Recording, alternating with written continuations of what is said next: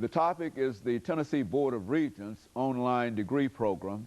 And of course, we're talking to the Associate Vice Chancellor, Dr. Robbie Melton, in reference to this program. Dr. Melton, during this last segment, let's give you an opportunity not only to talk about the program itself, but to talk about some of your activities in reference to some of the things that you're doing, because we know that this program has grown tremendously over the last several years, and last 2 or 3 years, as a matter of fact, and that you've been the guiding light in reference to this. And give us some idea in terms of some of the things that you've been doing, and in order to take this program to the rest of the state of Tennessee, and how the rest of the state of Tennessee has reacted to some of the things that you've been doing. Good. I'm pleased to share with you on behalf of the Tennessee Board of Regents, the Chancellor and Dr. Short, we are looking at a different approach of going to the community to help them to embrace technology.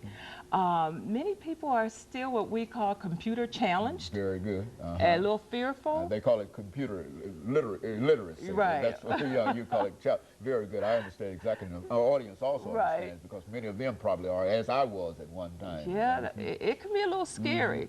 Well, my role is to also meet with the community, whether it's churches, clubs, to let them see what technology can do. Do you know 25% of the jobs right now today will be taken over by technology? So if you learn to embrace it, learn to use it, you're ready for the workforce. But if not, then the workforce will almost pass you by. Yes, it will. So I'm a change agent. I'm able to go out and share with you how the beautician can use technology, how all of your businesses can use technology.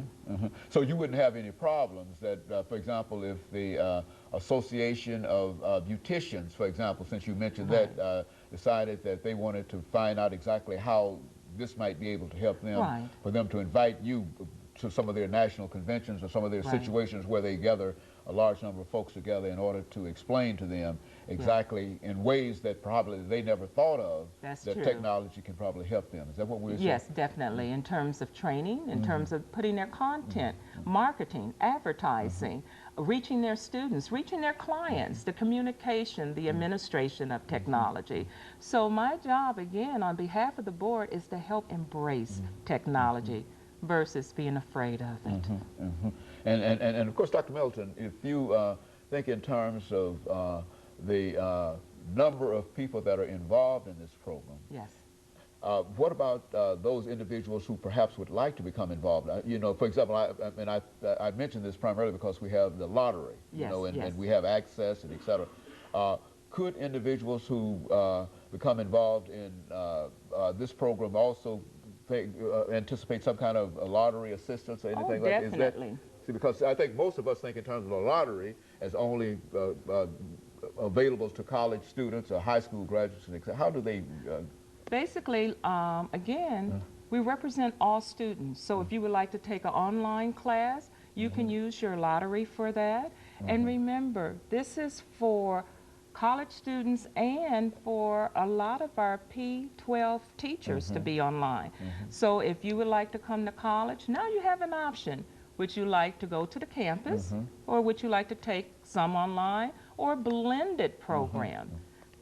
And so you can actually pay for your education through a lottery fellowship, a lottery scholarship, and access and all of that. You can actually do that.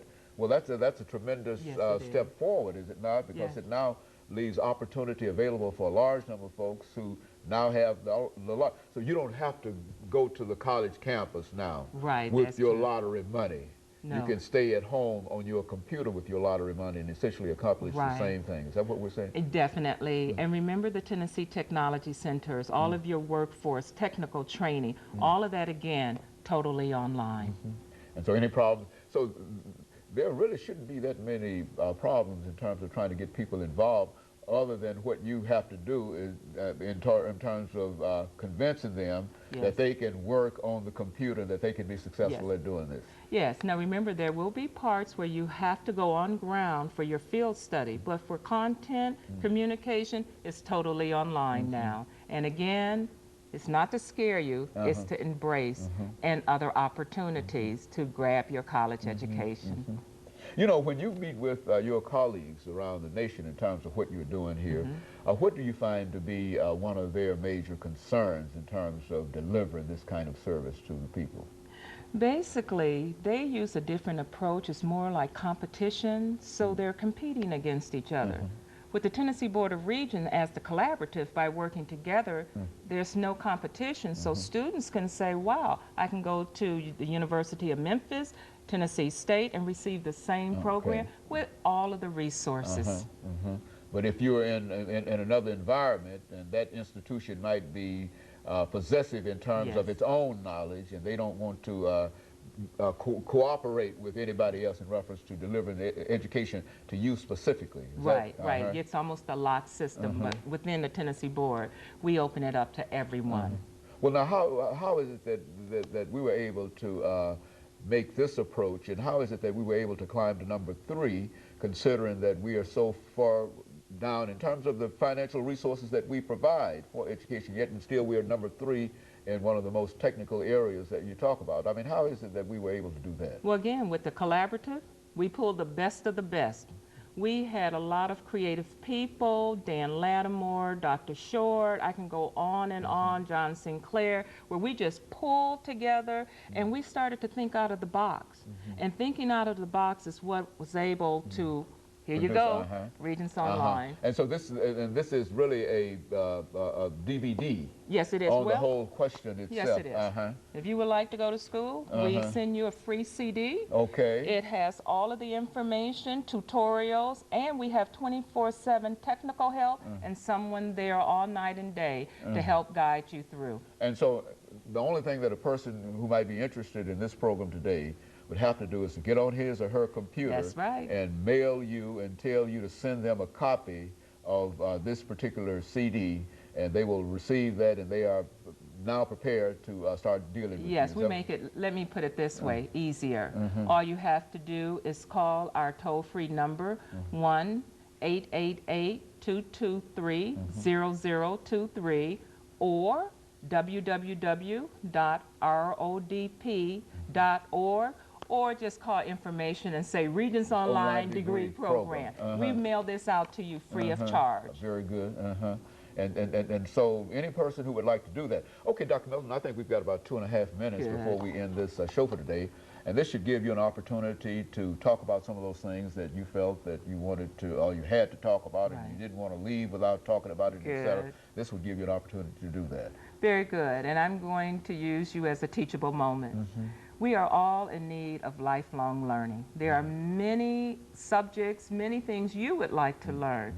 Now, with the Tennessee Board of Regents Campus Collaborative, we can bring it right to you 24 hours, 7 days a week.